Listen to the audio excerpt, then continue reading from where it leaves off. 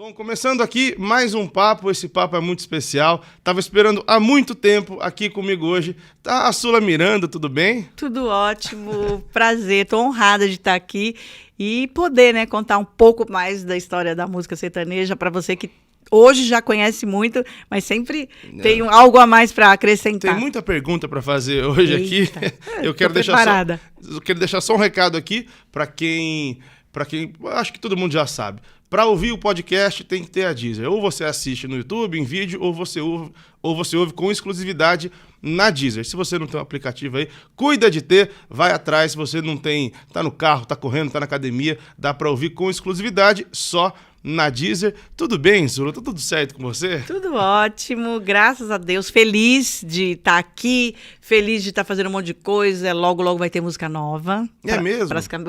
Eu dando já spoiler pra ele. Para as caminhoneiras. É mesmo? É. Esse agora é para as caminhoneiras. 2022, né? Daqui a tá pouco. No comecinho. Daqui a pouco. Você tá atualmente numa carreira de atriz. Você já passou por tudo, né? Já fez Na verdade, tudo. eu sempre estou tudo, né? Tá tudo. É artista. Eu tô lançando uma música nova agora, esse ano no sertanejo, praticamente. Tem lançamento também na música gospel. Tem programa, tem série, tem um monte de coisa. Você é uma atual carioca que foi pro Rio por conta da novela. Você estreou em Gênesis no ano passado, é isso? Sim, eu sou paulistana, mas estou cariocando, né? Estou cariocando agora no Rio. Mas eu, na verdade, assim, é um pé lá, um pé cá, né? Porque a música sertaneja, as gravações, mesmo de outras atividades minhas, de clientes, de parceiros, acontece muito em São Paulo. Então eu fico pra lá e pra cá. Pé na estrada, tem que ser, né?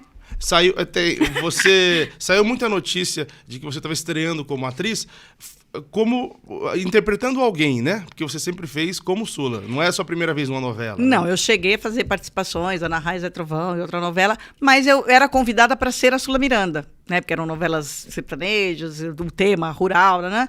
Mas dessa vez, principalmente, e para mim muito especial, para eu poder também professar minha fé e estar numa novela bíblica. Você tá na mídia desde muito nova, né? Com muitas coisas diferentes, como atriz, como apresentadora, como cantora.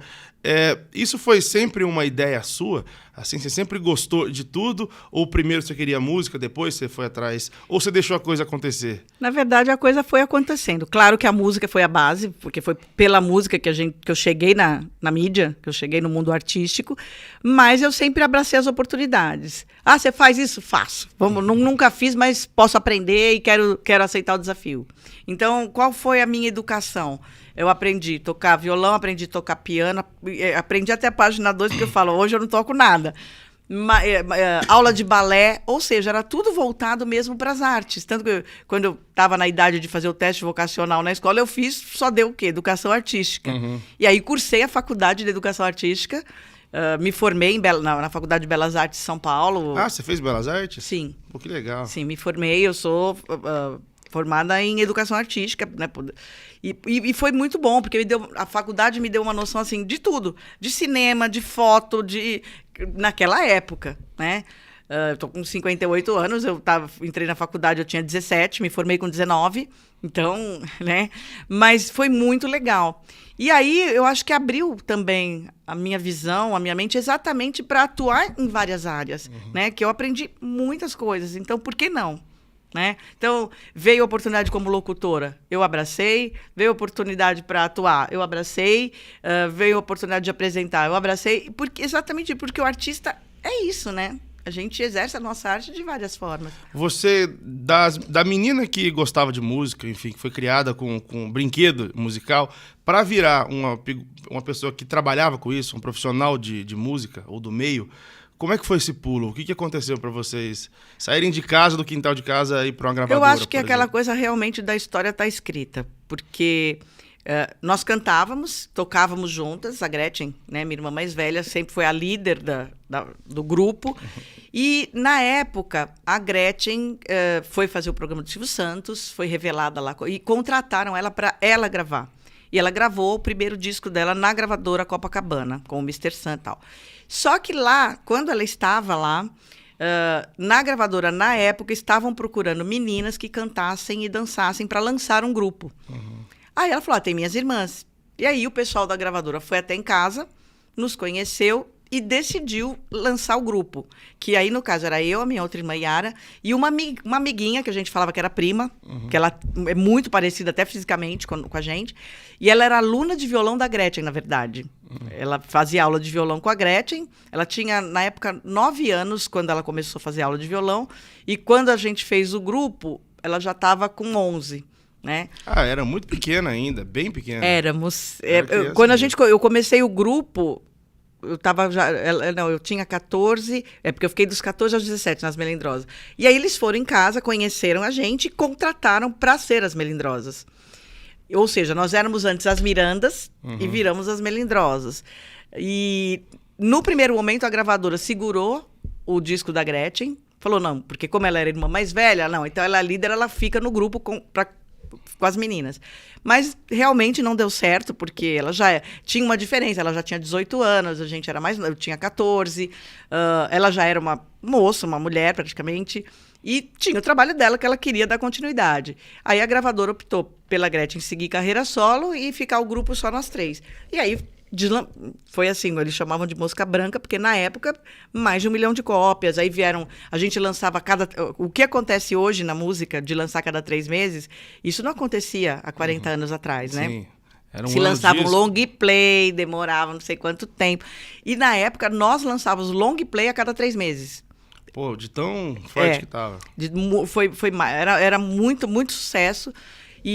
Ou seja, eu com 14 anos, a gente, fim de semana, era estrada. Isso aí é mais ou menos que época? Que 78. 78. Eu fiquei no grupo de 78 a 82. E o público era o quê? Infantil? Adolescente? Infanto juvenil, tinha a nossa idade, né? Porque, na verdade, o que a gente cantava? Nós cantávamos músicas de roda, que era o cancioneiro. Atirei o pau no gato, Cirandinha, né? Esse repertório que é de domínio público, no ritmo da disco music. Então, a gente fazia pupurris e gravávamos isso no ritmo disco music, que aí a criançada... Sim. Né?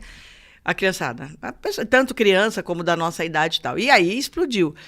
Só que chegou realmente no limite, porque era um grupo infantil juvenil. Quando eu cheguei nos 17, assim, não dava mais. Né? A gente também crescemos e já éramos mulheres e tal. Enfim, cada um seguiu o seu caminho. E aí eu optei pela música sertaneja. Só que demorou, né? Porque eu saí do grupo, eu tinha 17. Aí fiquei um tempo fora, porque eu me casei. Logo eu completei 18 anos, eu me casei.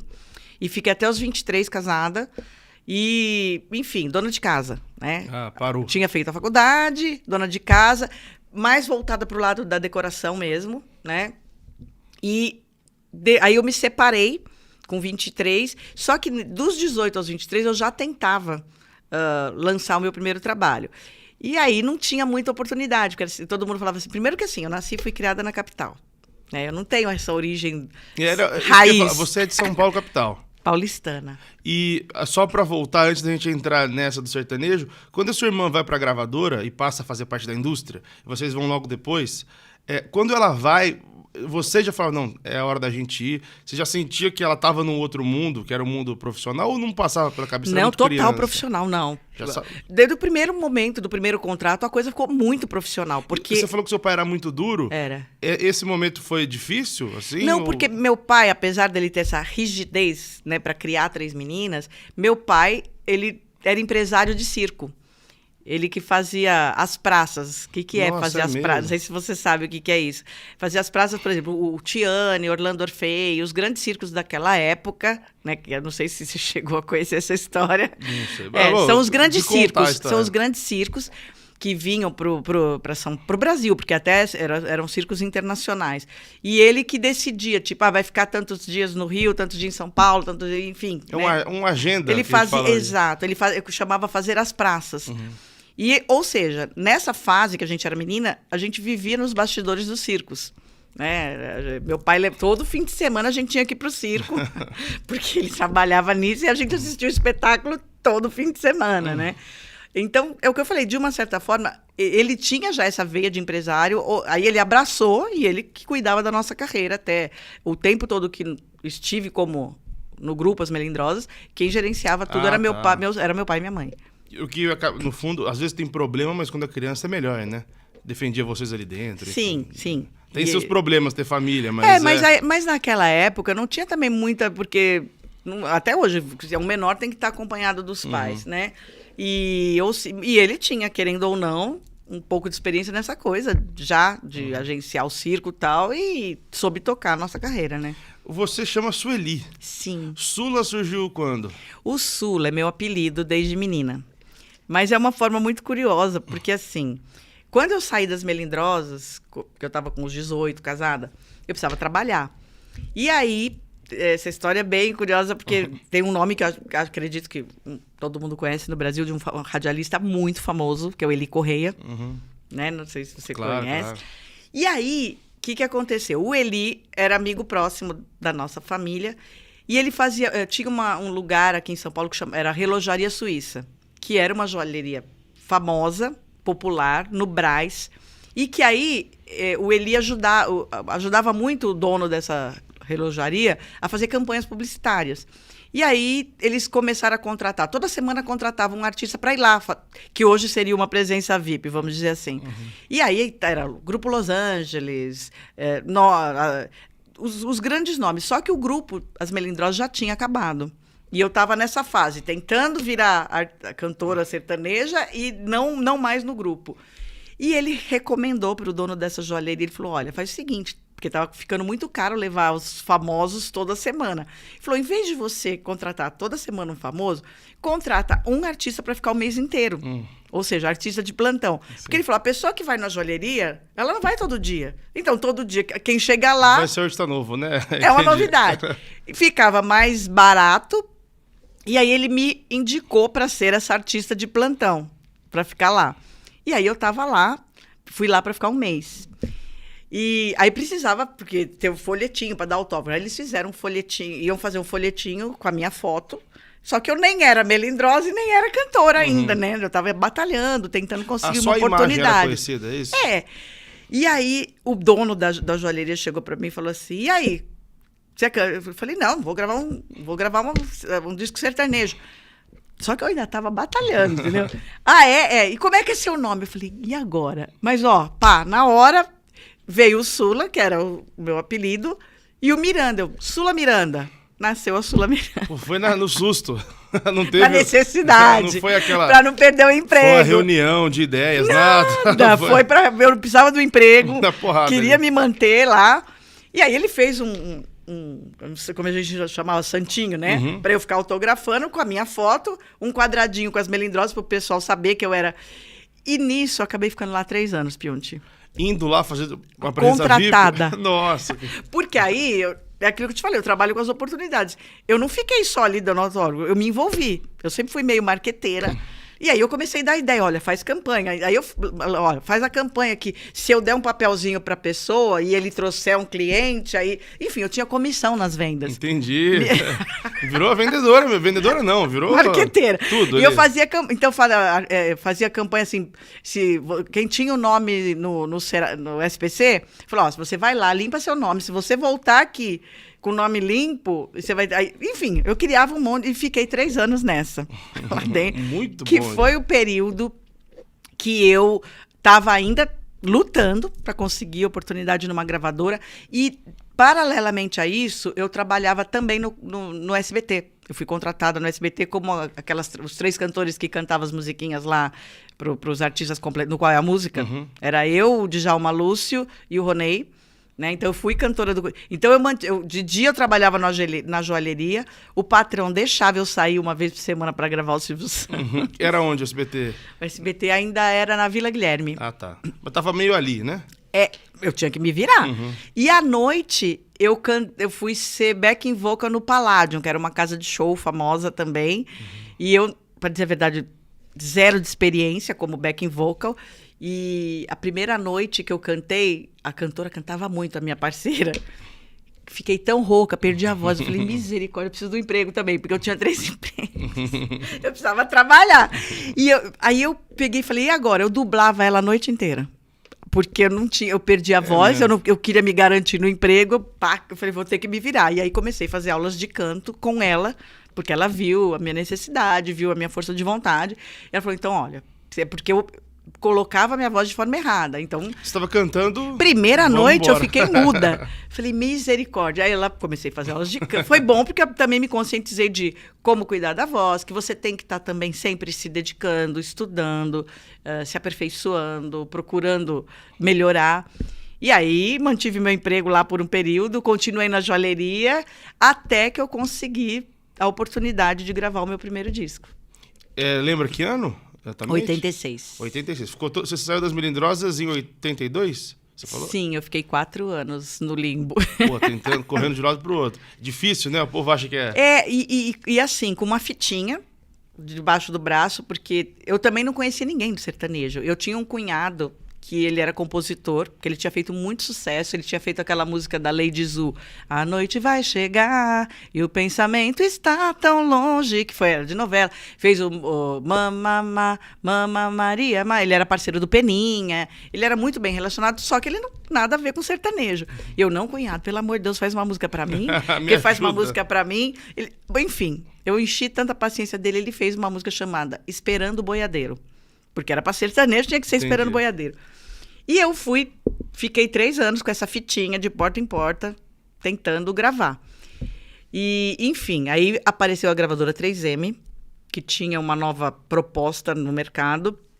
E quando o Moacir Machado, que era o diretor da gravadora, me conheceu, ele acreditou no meu projeto, porque tinha essa dificuldade assim, cantora, solo, zero raiz, porque eu não tinha uma história na música sertaneja. Eu não ouvia Tonico Tinoco, eu não ouvia ali o Léo, eu não ouvia nada. Eu ouvia as coisas urbanas, né? Eu ouvia Rita Lee, ouvia outra coisa. São Paulo capital mesmo. Capital, né? Total.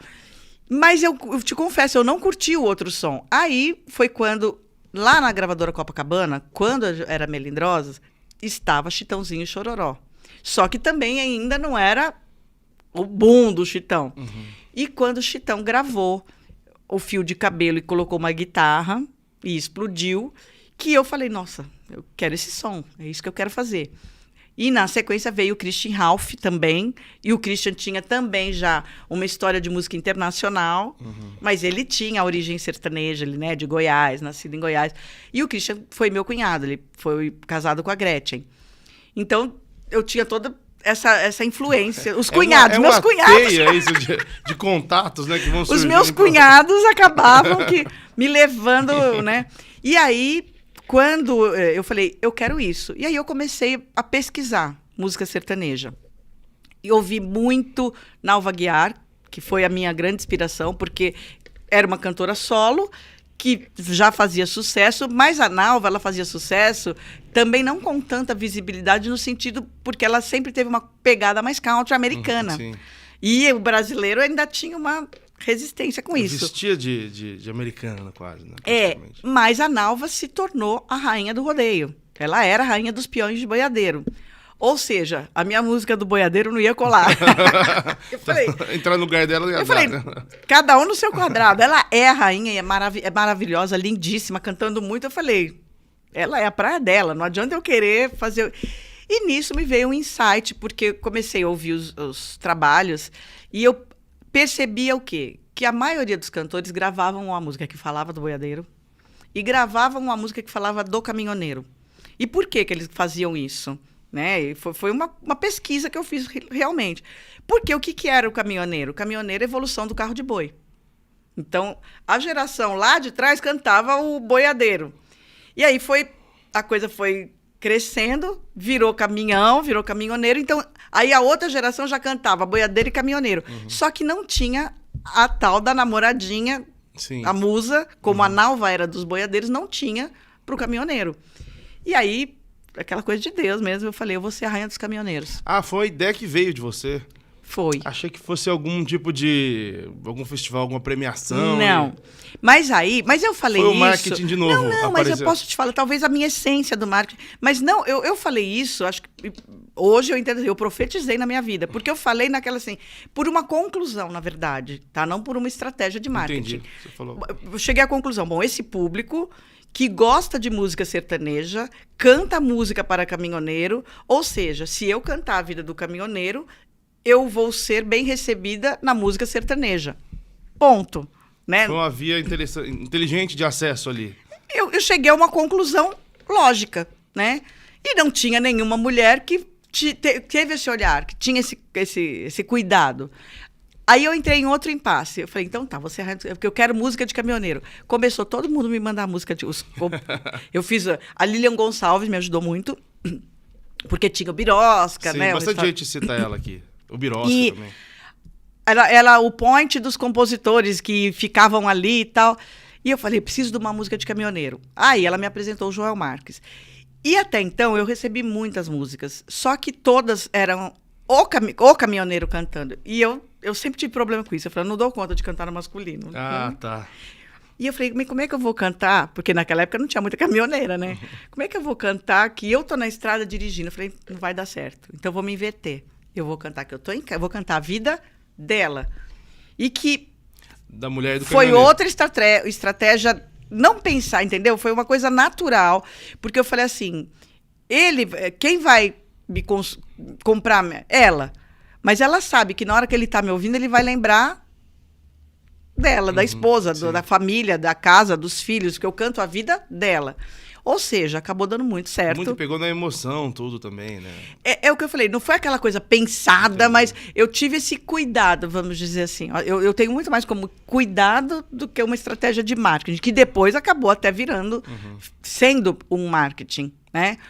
Enfim, o Joel entendeu, acho que ele foi naquela época o único compositor que entendeu que eu tinha que cantar a vida da mulher do caminhoneiro e não ser o caminhoneiro. E ele fez Caminhoneiro do Amor. Ah, é dele? É dele. Putz, eu falei ele com me deu esse dias. presente. Ele vem aqui, vou pedir para ele contar dessa Ele também. me deu esse presente porque ele entendeu, na verdade. Porque eu cheguei para ele e falei, olha, não dou conta, não vou cantar que eu tô na estrada. Ele captou isso e fez Caminhoneiro do Amor, que é o meu hit, que eu falo que é meu hino, que é minha oração, Sim. né?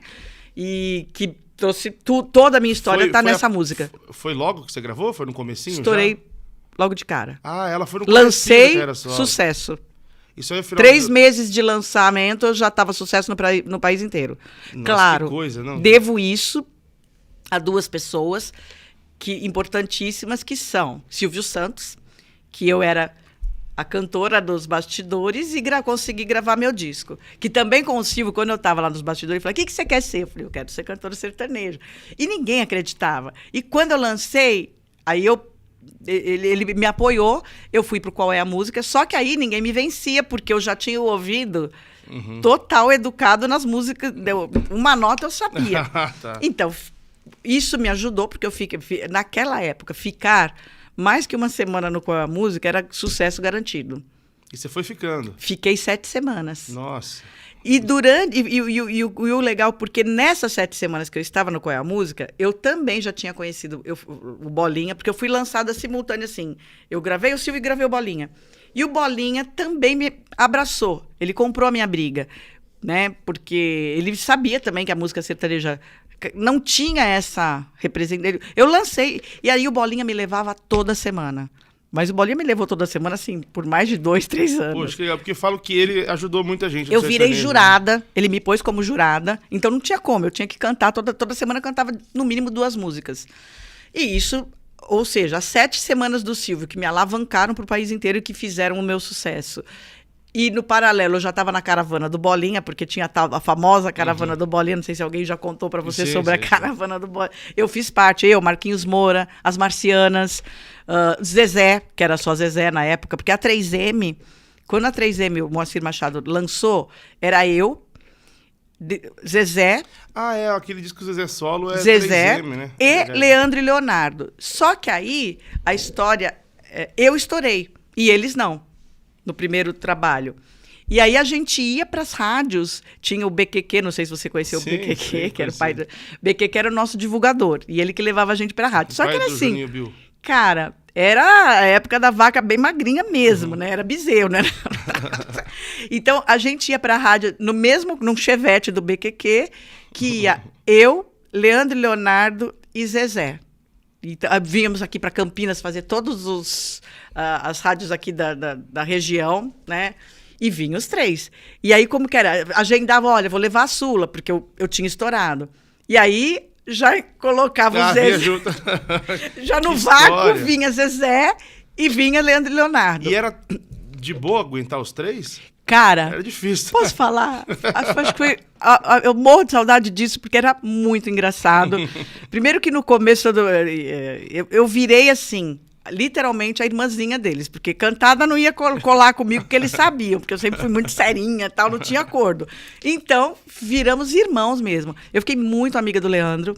Leandro, eu tenho um carinho muito especial, porque até por isso que também vem outra história que você conhece, aí os bastidores, né, depois de uma continuidade da minha assessora. Ah, vamos falar disso também, né? A Ed Cury hoje trabalha com o Leonardo até hoje, mas naquela época, eu fiquei muito amiga do Leandro. E aí, logo em seguida, eles também estouraram, né, na 3M. A 3M foi, assim, a nossa porta aberta. E o Zezé, naquela época, não. Então, estourou eu primeiro, depois Leandro Leonardo. Zezé não, que Zezé veio anos depois, que juntou com o Luciano, mas eu gravava muita música do Zezé. Eu tenho coisas... Você tem...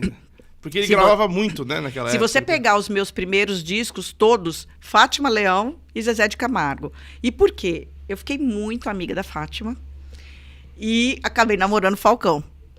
Ah, é? Não sabia. Namorei 1 ano, Falcão. Não sabia. Então, eu que ajudei no Porque sentido a Fátima assim... foi casada com o Felipe, do Felipe Então, Falcão. era assim, a Fátima vinha para São Paulo e ficava na minha casa. Eu morava aqui no Mirandópolis, perto ali de Moema.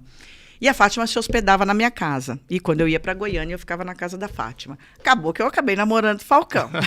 Que ficava, né? Falcão solteiro, eu solteira. E nisso, a Fátima conseguiu abrir as portas em São Paulo. Começou a gravar com todo mundo, né? Estourou com os grandes sucessos dela. E aí ela resolveu mudar para São Paulo e comprar alugar um apartamento. Como ela não conhecia nada, eu arrumei o apartamento para ela em frente à casa da minha secretária da época, que era lá na Vila Alpina. Uhum. Aí a Fátima se instalou lá e aí trazia o Zezé para ficar na casa dela. Zezé com Vanessa e Camila pequenininha. Então a gente ficava assim, madrugadas. Ela contou desse apartamento? Comendo macarrão. Porque ela nem trancava a porta, porque não, de tanta gente que entrava. Não, primeiro que assim, o apartamento era desse tamanho e ela hospedava o Zezé, a Zilu e as meninas. Mais o Falcão. E mais todo mundo que vinha. Todos os compositores do sertanejo. Eu gravei muita música do Zezé, eu amo o trabalho do Zezé. Tem as minhas prediletas do Zezé, que era o tempo só Zezé. Zezé ficou muito meu amigo. Depois eu me casei com um divulgador da gravadora, né, o Flávio, que era muito amigo do Zezé. Então o Zezé também vivia no meu escritório. Então, meio que assim, era, vamos dizer, o nosso clã era esse. E depois, aí, cada um começou a fazer sucesso por um lado, a vida afasta naturalmente por conta das agendas, né? Uhum. A Fátima deslanchou. Essa turma toda estourou. Todo mundo estourou. O Zezé estourou um pouquinho depois, uns 8 anos depois, que ele aí juntou com o Luciano, e aí foi, né? Mas, por exemplo, um dos meus primeiros shows no Palladium já, eu lembro do Daniel, ele... E o João Paulo foram assistir o meu show. Assim, tem histórias muito legais, por exemplo. O primeiro... não é... Como é que chamava aquilo? Que era como se fosse um DVD em long play. Disco laser, né? Eu esqueci. Que o Chitão foi um dos únicos que chegou a fazer. O balé todo do Chitão estava com o figurino do meu show. Porque a coreógrafa era a mesma. Assim, nós compartilhávamos muita coisa no sertanejo. Então, porque eu fui uma das primeiras... Acho que é a primeira a trazer balé, porque como eu tinha essa cultura das melindrosas, eu sempre cantei dançando, eu não sei cantar sem ter uma coreografia marcada. E o sertanejo não tinha isso.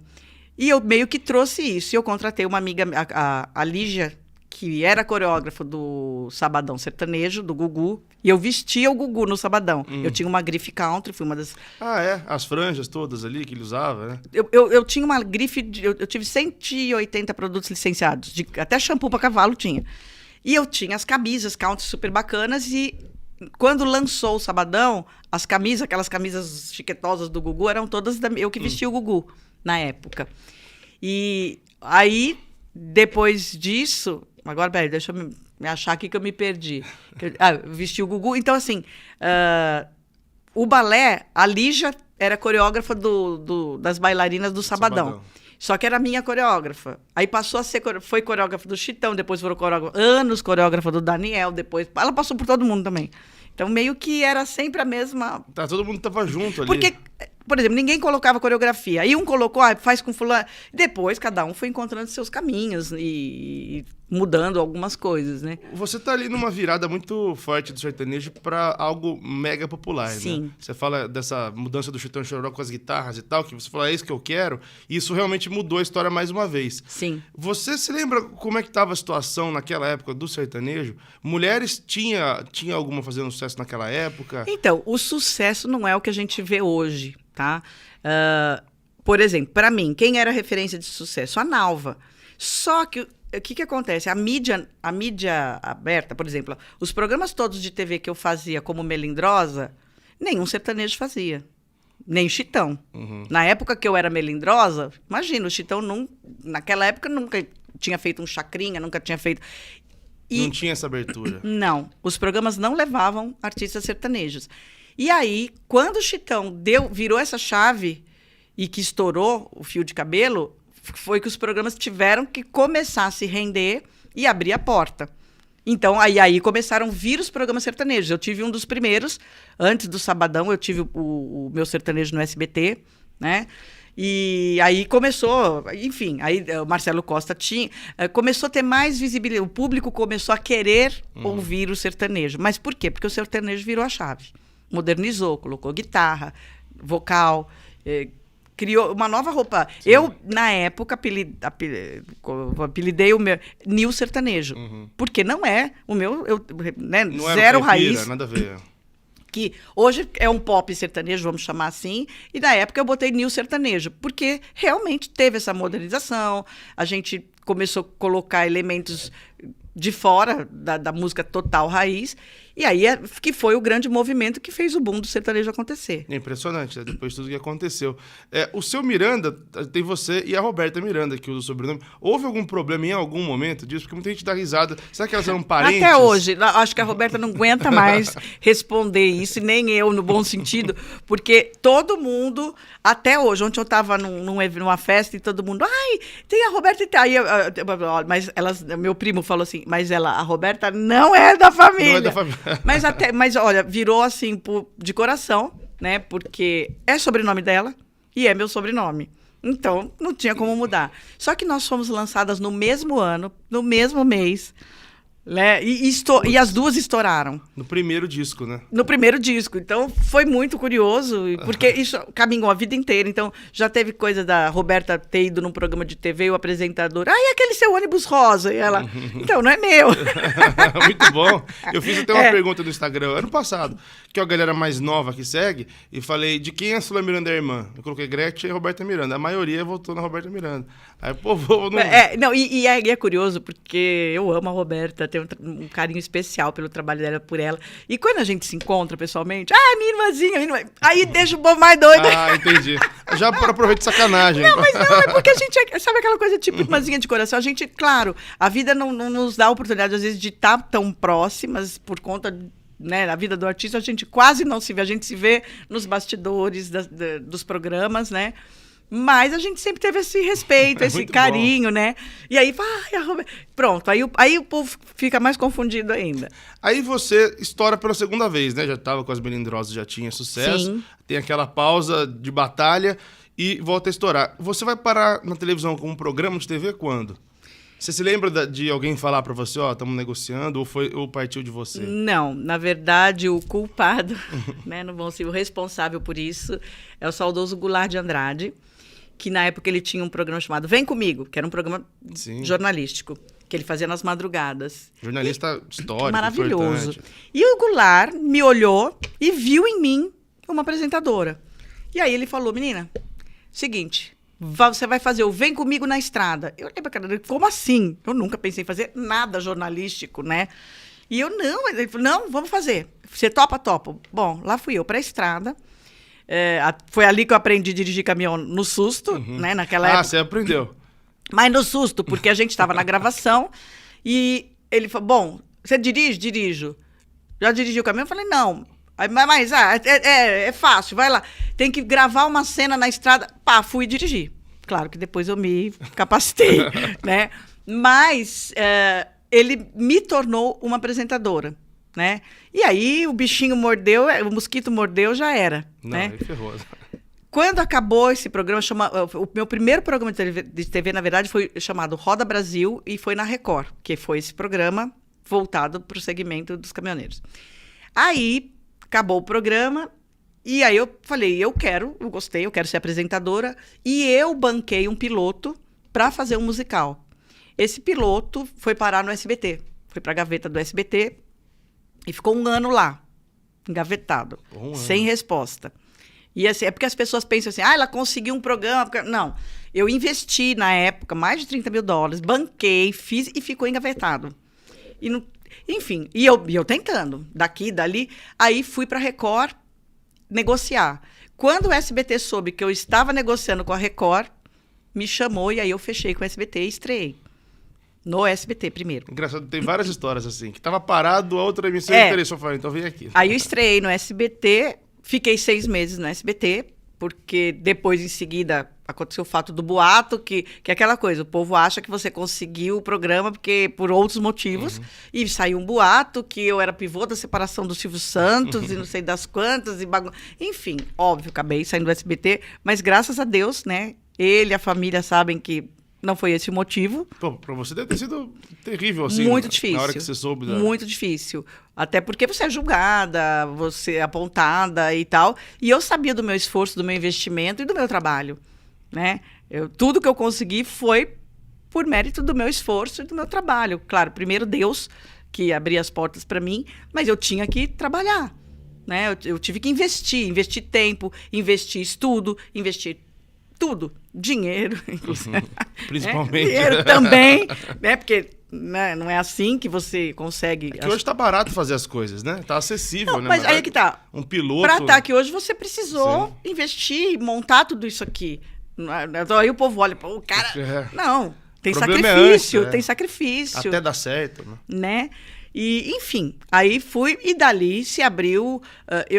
Eu sou muito grata, né, a Deus, em primeiro lugar, e as pessoas que abriram essas portas, porque eu acho que eu sou uma das poucas artistas no Brasil que circulei por várias... Então, assim, eu tive programa jornalístico, depois eu tive um programa de musical sertanejo, aí fui para a Record apresentar variedade, depois eu fui para a CNT, cheguei até a fazer programa de calouro, depois eu fiz... Aí acabei migrando para o programa feminino. Verdade. Aí fui para o programa feminino, que fiz na Rede TV, Rede Mulher... e outras emissoras. Enfim, eu me sinto muito privilegiada porque eu pude atuar de várias... Então, assim, por isso que eu te falo, você me chamar para qualquer coisa... Tamo dentro. Vem do Coxinha Maromba. Tem isso também? Tem também. É mesmo. Aí é que tá, é o que eu falei, eu trabalho com oportunidade, né? Então... Não tem preguiça de nada, né? Não, filho, meu nome é trabalho. Que legal. Queria falar de um assunto que é um capítulo muito importante na sua vida, que é o lance do caminhão, dos caminhoneiros. Sim. E tal. Eu brinquei na abertura sobre o pessoal que assiste nos caminhões, porque eu recebo muito comentário no YouTube falando, cara, tô aqui descendo não sei onde pra onde, com o celular aqui, vendo seu programa e tal. E eu falo, pô, e aí eles mandam qual é o caminhão. Aí eu não sei, eu não entendo de caminhão, mas eles mandam um caminhão tal coisa e tal. E você pegou um nicho que estava esquecido pela mídia, né? Sempre foi muito forte, mas não tinha tanta atenção. Como é que foi isso para você, assim? Porque abriu uma janela, você muito por conta disso também passou a ter muito produto licenciado. Tudo que se falava de caminhoneiro na televisão era a Sula Miranda, que era a rainha dos caminhoneiros. Como é que foi essa vivência, assim, entrar num mundo que até então não tinha nada a ver com o seu? Então, foi muito legal porque é o que eu te falei. Hoje eu entendo que eu profetizei isso na minha vida, né? Quando eu falei, eu vou ser a rainha dos caminhoneiros. E o que isso representou na minha vida. Quando que eu me dei conta que eu era a tal da rainha dos caminhoneiros? Porque o que aconteceu? Na verdade, quem me deu o nome foi a imprensa, né? Porque a gente não faz nada sozinho. Então, como fez muito sucesso a música, então, no Brasil tem muito isso, tem o rótulo, né? Então, quem é essa moça que está fazendo sucesso cantando música de caminhoneiro? Então, aí toda vez que saiu uma matéria, a música estava estourada, Sula Miranda, rainha dos caminhoneiros. Eles, na verdade, quem me deu o título de cara, a imprensa tem que ter sempre esse jargão, esse subtítulo. Para explicar mais rápido. E aí, ou seja, os caminhoneiros absorveram também isso. E para dizer a verdade, eu não tinha medo. Rainha, tá, mas como assim? Era primeiro disco, eu começando minha carreira, como assim? E eu me dei conta num show, em União da Vitória, numa churrascaria, que aí eu cheguei para fazer o show e era uma churrascaria na beira da estrada, né? União da Vitória, onde? É fronteira de Santa Catarina com Paraná. E nisso, não tinha aquela estrutura dos shows que tem hoje, né? Então, era um palquinho na churrascaria, só que não tinha o camarim lá atrás, aquela coisa arada toda. Eu tinha que, para chegar no palco, eu tinha que passar pelo meio do povo na churrascaria inteira. Falei, e agora? Né? Lotado de caminhoneiro. Cara, foi a experiência mais linda da minha vida, inesquecível. Eu já contei várias, e vou contar até o último dia da minha vida, que Deus permitir. Que aí o locutor lá que tá na presença, e agora com vocês, Sula Miranda, a rainha dos caminhoneiros. E eu não me dava conta disso, né? Porque eu acho que se tinha 3 meses de carreira, era muito. Então, não tinha me dado conta das coisas. Quando ele falou isso, todo mundo se levantou, fez um corredor e eu passei ali no meio. Ninguém triscou num fio de cabelo meu. Sabe aquela coisa... Do respeito. Parecia aquele Boa Noite Cinderela que tocava música. Tinha alguém filmando aquilo ali. Cara, aí eu vou parafrasear a Elis, que a Elis falou, agora eu sou uma estrela. Naquele dia eu falei assim, agora eu sou a rainha mesmo. Porque foi muito legal, cara. Foi ali que eu me dei conta de que tinha acontecido, né? E assumir isso com o maior carinho, com o maior respeito, de ver tudo, o carinho, o respeito, o temor. Então, assim, me chamam de dona... Sabe aquela coisa de parar num posto? Dona Sula, por gentileza. Dona Sula. E naquela época, eu era uma menina, né? Hoje até vale, né? Mas naquela época. E para você ver, assim, o nível de respeito mesmo que eles tinham, e eu também. Então, assim, eu tenho uma gratidão eterna, porque eles realmente me abraçaram. E eu falo, na verdade, foi uma coisa muito, muito além só de ser a rainha dos caminhoneiros. Eu entrei pela porta da frente na casa dessas famílias. Quem me colocou dentro da boleia foram as esposas e as filhas, né? Porque a filha queria ser a Sula, com a botinha rosa, com a roupinha de franja, com o chapéu. A mulher... nós viramos cúmplices, aliadas, porque ela sabia que no momento que ele ouvia uma canção da Sula, ele estava pensando nela. Então tem toda uma história por trás que é muito valorosa, né? Não é só cantar música e ser a rainha dos caminhoneiros. Como se fosse, não é uma foi responsabilidade. Né? É uma responsabilidade. Até hoje. E até hoje, graças a Deus, eu sou reconhecida com esse título. É disso que vem o meu sustento, né? Porque eu faço campanhas para as empresas até hoje, sou respeitadíssima, graças a Deus, tenho credibilidade, avalizo as coisas e tenho esse cuidado do que eu estou avalizando, exatamente porque eu respeito muito o meu público, né? Então, é além da conta, é especial. Em todos os meus discos, todos, tem música de caminhoneiro, no mínimo uma, já chegou até mais de uma. Mesmo quando eu lancei o meu primeiro trabalho gospel, eu também fiz uma música falando da palavra de Deus relacionada com a estrada. O Salmo 25, ele mostra muito isso. Enfim, né, eu tenho esse cuidado, porque eu tenho muito orgulho desse título. E além de você ter jogado, além do seu trabalho, jogado luz nesse assunto, né? Colocar os caminhoneiros também em evidência, né? Que é uma classe gigante, Olha, tão importante que nem sempre tem o valor, o espaço, né? Eu te confesso, eu tenho 35 anos, eu falo de estrada, eu não falo de carreira. Eu tenho 35 anos de estrada. E, infelizmente, que eles conseguiram ser vistos foi da primeira paralisação para cá. Que o Brasil assustou. Caiu a ficha, né, da população que, assim, se esse café está aqui, se esse microfone está aqui, se você está vestido, se você toma remédio, é porque tem um cara desse trabalhando.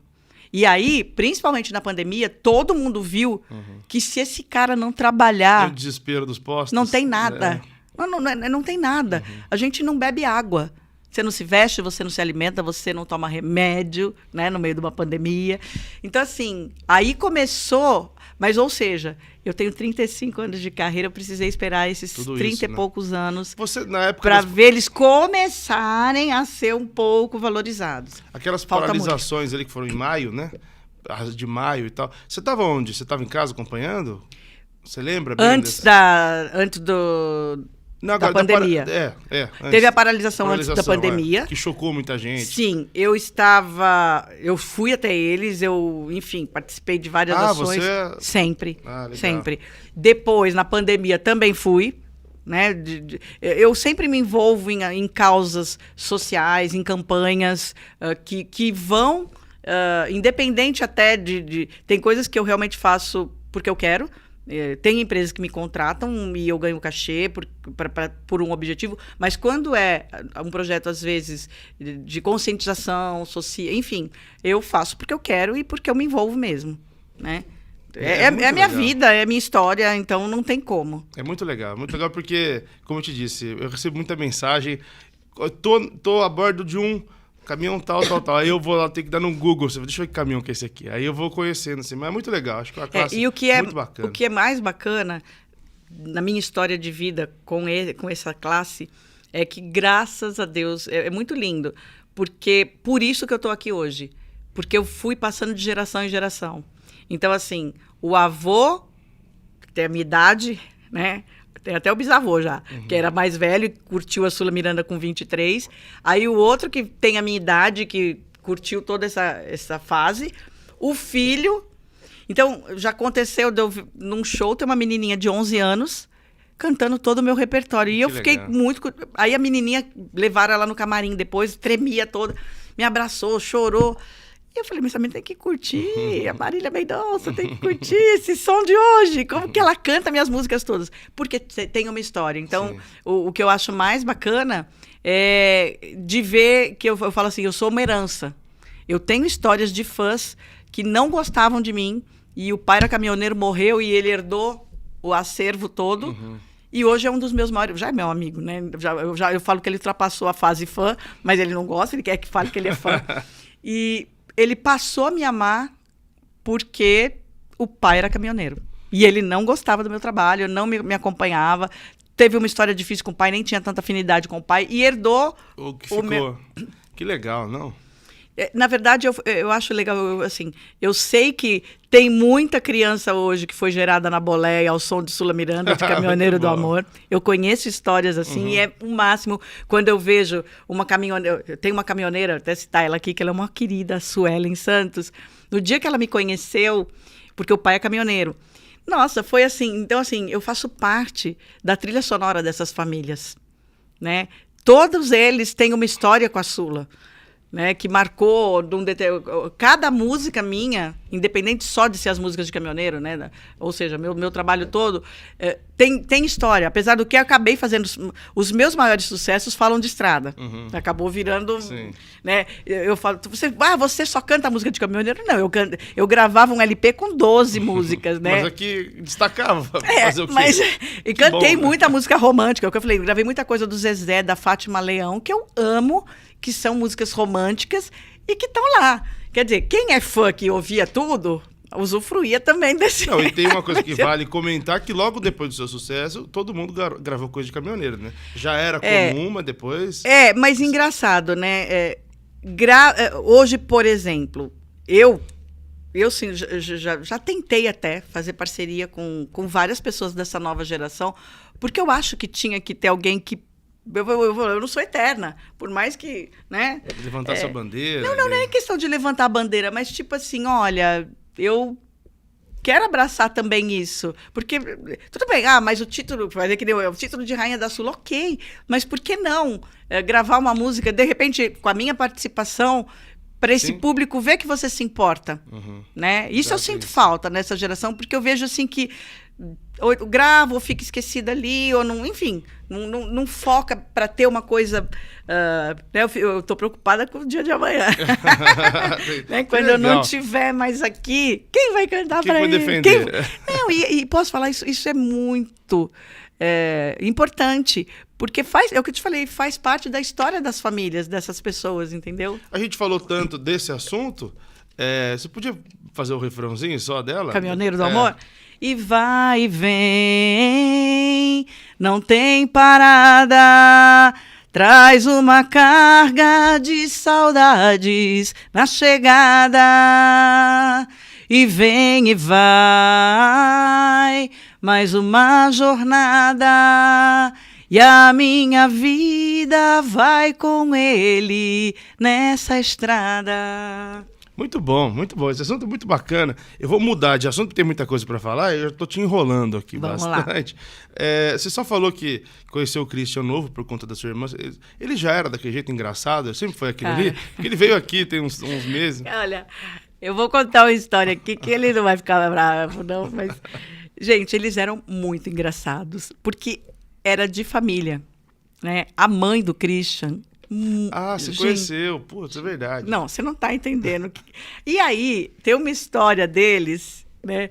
Que ela conta que eles eram meninos e já fazendo sucesso tudo. E o Christian sempre amou moto. Ele adorava moto, né? Sempre teve moto e tal. E disse que ele saiu para trabalhar e teve um dia que ele, enfim, deixou o capacete em casa. E a mãe dele é desse tamanhinho, com a mesma carinha deles, de índiozinho, aquele olhinho puxado, uma graça. Curiosa, catou, botou o capacete. Quem disse que ela sabia tirar? Acho que eu conheço essa história. Cara, e aí ela pegou e ficou o dia inteiro com o capacete porque ela não sabia tirar. Quando o Christian voltou, ela estava na cozinha, fritando batatinha de capacete.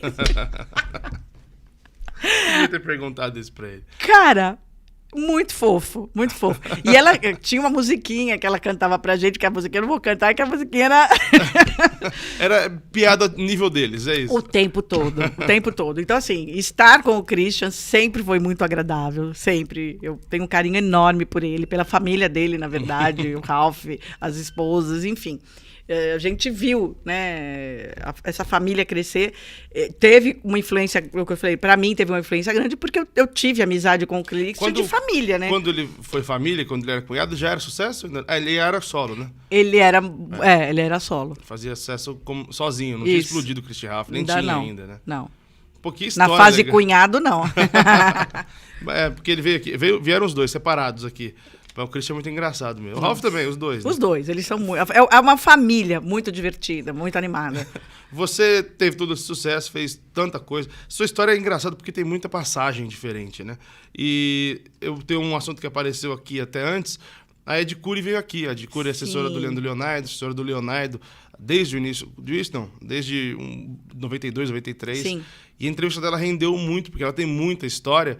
E eu acabei não conseguindo entrar na sua história com ela, porque ela me contou aqui. Falou, não sei se você sabia, eu comecei com a Sula Miranda. Sim. Eu falei, nossa, mas você conhece todo mundo. Eu queria que você contasse um pouco dessa história. Olha, eu e a Ed, beijo pra você, Ed, saudades. A Ed é uma pessoa muito especial na minha vida e sei que também sou na dela.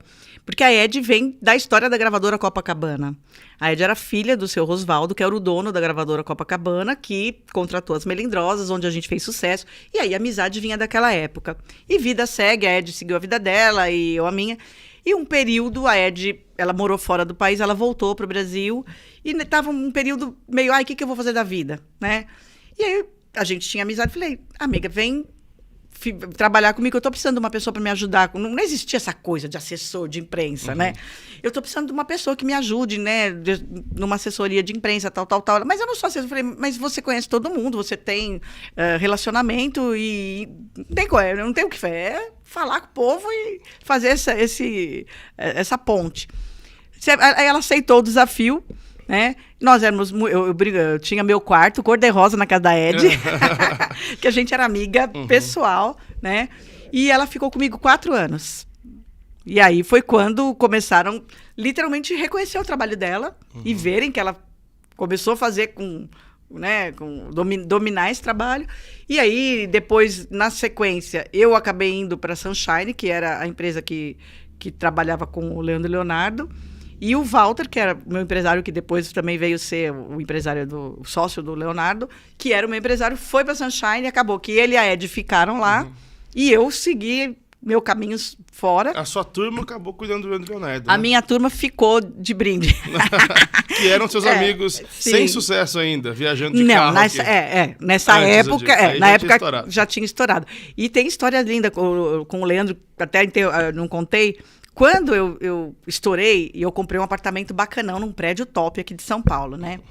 E aí fui uma das primeiras a mudar para esse prédio. E o Leandro foi me visitar. E o Leandro era um fofo, né? Porque ele falava com aquele sotaque dele, né? Todo... E eu era cheia dos miminhos, das coisinhas. Então, tudo potinho, bolinho. E ele... Ô, amigo, dá um cafezinho, me dá nesse bolinho dourado, não, que eu não gosto dessas coisas, eu quero um café no copinho. E a gente, enfim, eu ia na casa dele, aí acabou que eles compraram um apartamento no mesmo prédio que eu falo que depois virou o Dakota do Sertão. Eles levaram o Jean e Giovanni, acabou levando todo mundo pra lá. E aí era aquela coisa, ele, amiga, vem cá que eu vou fritar um ovinho, aí ia lá, gente, enfim, né, Aquelas virou... histórias. Tem, eu posso falar, eu sou muito privilegiada, porque eu acho que eu vivi um dos melhores momentos dessa virada do sertanejo. Pô, que demais. Dá pra fazer uma entrevista só disso. Não, e sem contar que assim, né? Eu era uma das poucas mulheres, por exemplo, sou muito amiga da Celina das Marcianas, porque a gente viajou muito na caravana do Bolinha, viramos comadres, assim, ou seja, as mulheres da época, né? Era Marcianas, eu... A Roberta, ela não chegou muito nas caravanas. E aí, tinha essa coisa assim, eu meio que virei uma irmãzinha, que era muito menino, né? Total. Era muito menino.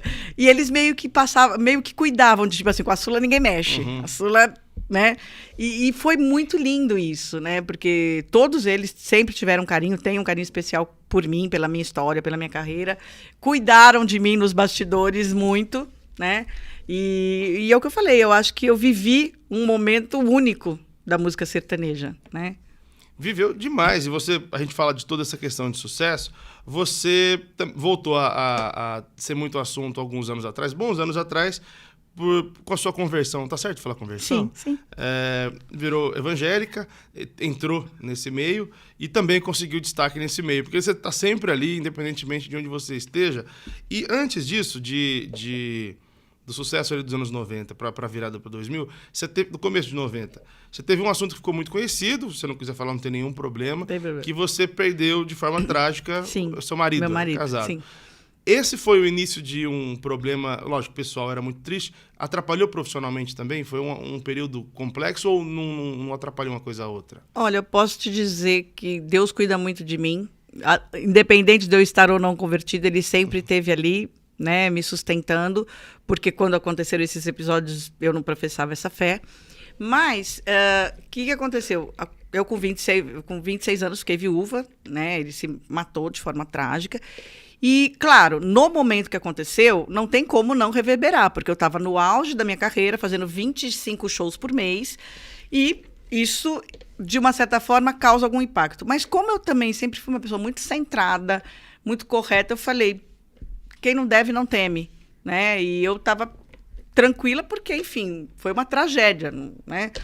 E continuei. E aí foi no bom sentido, profissionalmente, que eu dei a volta por cima, que em seguida, depois estreiei meu programa no SBT. Ah, tá, foi antes, eu confundi os tempos. Foi antes, aconteceu isso e depois eu tive o programa.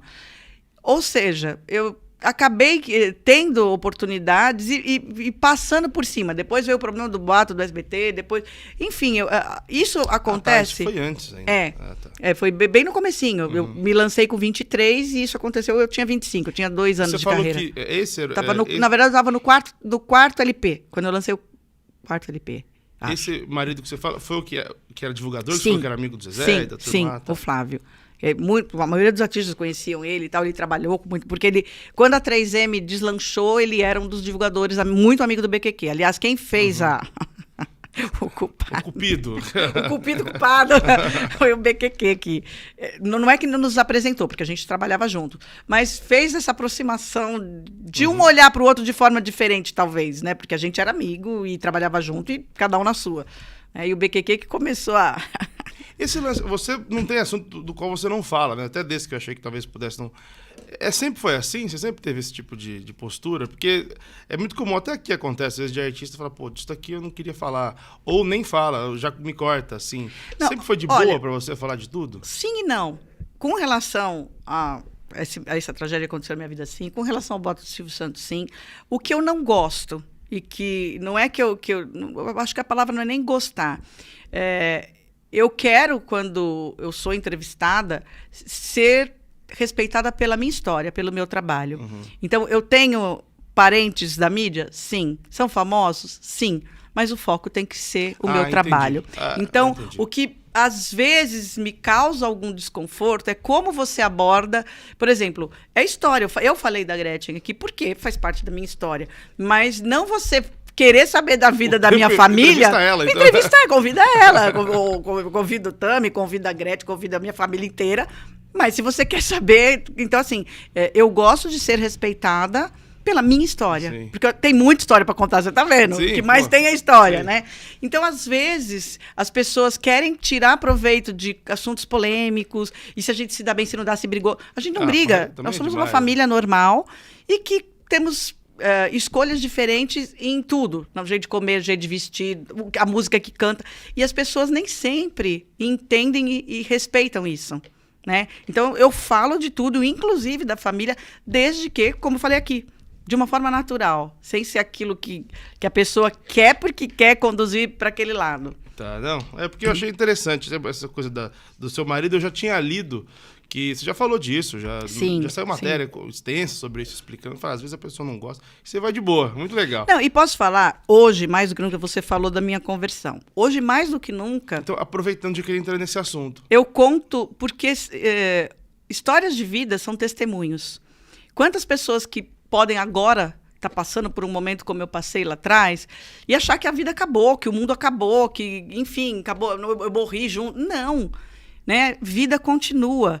Você vai ter que cicatrizar, você vai viver seu luto, você vai ter que se reinventar? Sim. Né? Então, eu quero que as pessoas vejam na minha história de vida, seja lá no que for, um boato, uma injustiça, você ser alvo de um boato que você não teve culpa. Isso aí podia acabar com a carreira, né? Exatamente, podia acabar com a minha carreira. Então, assim, é você não olhar para aquilo. É você ter a certeza de quem você é, do que você plantou, e o tempo se encarrega sim. Né? Então, que se por acaso agora uma pessoa está ouvindo a gente e está passando, seja qual for o momento, está passando ou pela uma separação, ou por uma viuvez, ou por uma injustiça, enfim, ou por um problema de família, gente, vida segue, né? Levanta, sacode a poeira, dá a volta por cima e vai para a estrada. A gente tem uma geração já muito forte de sertanejos que são evangélicos. Alguns falam bastante, abertamente, outros nem tanto, mas a gente sabe que são. E não só no sertanejo, né? A religião cresceu muito, né, no Brasil. Como é que você se torna evangélica? Vem depois de algum trauma ou vem depois de uma busca por alguma coisa, de estudo? Como é que é? Então, vou falar assim, eu para dizer a verdade, eu até nem uso o termo evangélico, porque meio que banalizou. Uhum. Por quê? Porque tem pessoas que, eu sou evangélico. E aí, usa essa palavra, mas não professa fé, porque o que é o evangélico, o que é o crente? Ou seja, eu prefiro dizer cristão. Eu sou uma seguidora de Jesus, né? Que eu acho que é mais correto. E quem decide, porque isso não é mágica, não é agora eu sou evangélica, não. É uma decisão que você toma. Por que você toma essa decisão? Porque você, de alguma forma, ouviu ou começou a ler a Bíblia, que é a palavra de Deus para quem é cristão, e entendeu, lendo aquilo, ou ouvindo pregações, ou sendo evangelizado por alguém, você entendeu que Jesus Cristo é o único Salvador.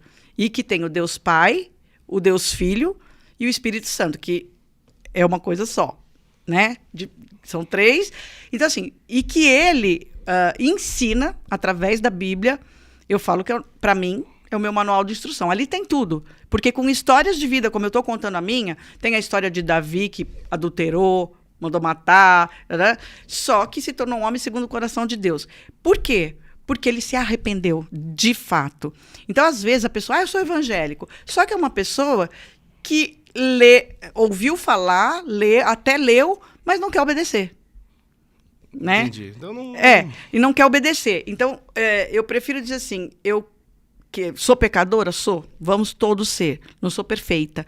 Mas eu procuro, dentro do meu dia a dia, literalmente viver o que está escrito lá.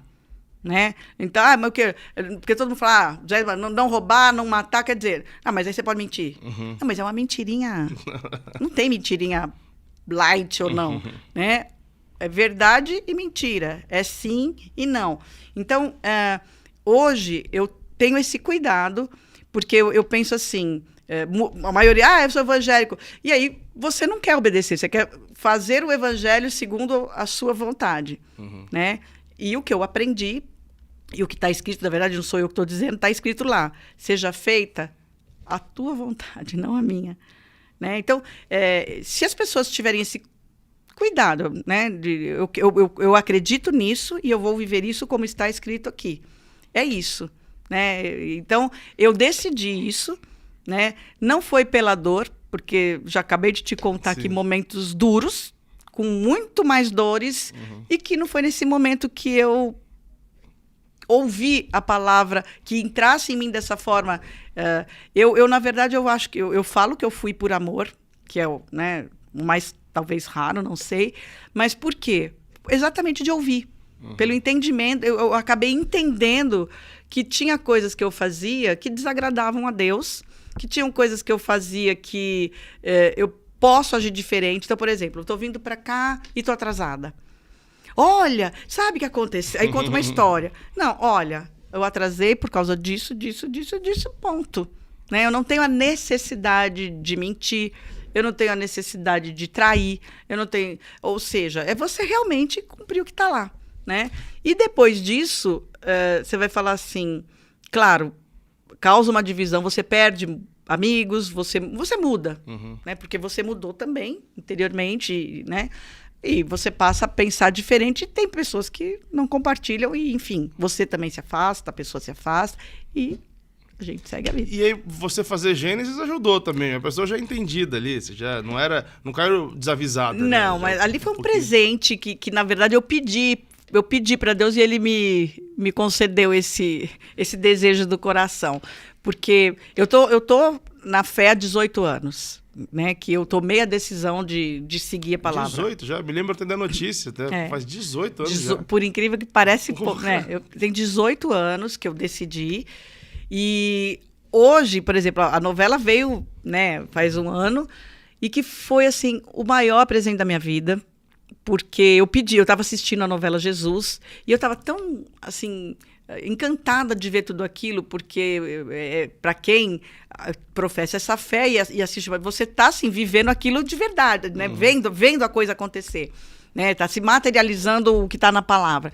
E aí eu falei para Deus, olha, eu queria só um dia poder estar lá dentro, e nem que eu seja serva atrás da pilastra, segurando a bandeja, mas eu quero ir lá, eu quero estar lá. Enfim, né? Eu acho que Deus... tenho certeza que ele ouviu essa minha oração e me deu a estratégia, e eu mandei um e-mail, e aí falaram que eu teria que passar por um teste, porque também aí todo mundo, a Sula quis ser atriz. Não. Conseguiu fácil. Tem um processo. Teve um teste, tive que ser aprovada, depois eu tive que mudei minha vida inteira, vendi tudo que tinha aqui, fui embora pro Rio. Né? Você está morando no Rio de Janeiro, né? Agora tô. Né? Então, mas vivi esse momento mais do que... ele me deu muito mais do que a serva atrás da pilastra. Que legal. Tomara que isso tenha muitos frutos e ainda. Eu quero continuar. Então, eu queria muito te agradecer. Assim, eu queria muito te entrevistar. Que lindo, desde obrigada. lá de trás, eu tô te mandando mensagem. Eu falei, quem que vai me ajudar com a Sula? Se eu soubesse que a Ed tinha sido sua assessora, eu fui procurando contato, até que eu consegui contato do jeito mais fácil. No Instagram, mais fácil mandar uma mensagem. Sim. Aí a gente foi conversando. Muito feliz de você estar aqui. A sua história é muito legal. Obrigada, dava para fazer um programa só com as histórias, né? Não com a sua história, as coisas que você viu, né? Que são muito bacanas. Tem muita coisa bacana. Então, fico muito feliz mesmo. Muito obrigado. Um privilégio você ter permitido, né? Que tem muita gente que não sabe. Acho que é a primeira vez que eu conto com tanto detalhe assim, né, citando nomes das pessoas do sertanejo, com tanto detalhe. Isso é legal porque isso é a história da música sertaneja, né, da minha geração. Não, e você tá num momento crucial para a música ter virado tão gigante como é hoje, né? Exato. Foi um momento de virada. Exato. Né? Foi a virada de chave e eu fiz parte disso. Então, só para mim, eu ter vivido, né? Como dizer, o importante é que emoções eu vivi mesmo, né? Porque eu vivi todas elas com essas pessoas incríveis e fiz amigos maravilhosos. Então, muito obrigada por essa oportunidade, que as pessoas possam curtir muito, aproveitar muito, né? Entender um pouquinho mais da história, saber de onde veio, por que veio, né? Muito bom. Eu me lembro que teve uma live das patroas, das meninas, e aí eu fiquei cutucando ali, e elas falaram, pô, tem que colocar uma música da Sônia Miranda, né? Oxi, não botaram! A lista era gigante, e a gente ficava mandando, manda umas listas aí. Aí eu me lembro que tinha Caminhoneiro do Amor ali. Ah, que legal. Bom, tá em tempo aqui, agora. Dá pra fazer muita coisa ainda. Tá em tempo. Muito obrigado. Eu que agradeço. Obrigado. Beijo para você no coração e Deus te abençoe, que você possa cada dia mais fazer isso com a maestria que você faz, para que fique registrado. Você hoje é parte da história da música sertaneja. Muito obrigado. Que isso. Valeu. Obrigada.